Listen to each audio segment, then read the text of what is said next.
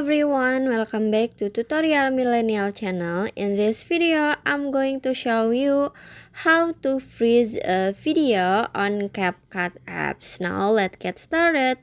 First, open the CapCut and click a new project. Add the video that you want to freeze. This one, click at the bottom. Now, if you wanna freeze these videos, you can click on the video, and at the menu you can swipe until you can see freeze this one. Sorry, you can click on the freeze this one.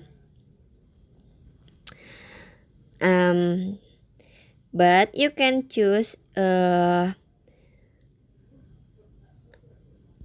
in here you can freeze these scenes, so click on the freeze this like this, and in here you can see this is the freeze a video, so like this.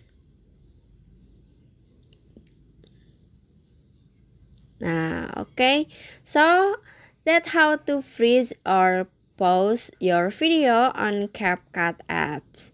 I hope you found this video to be helpful. If you enjoy with the content, please consider like, comment, and subscribe down below. Happy editing, guys. Bye bye.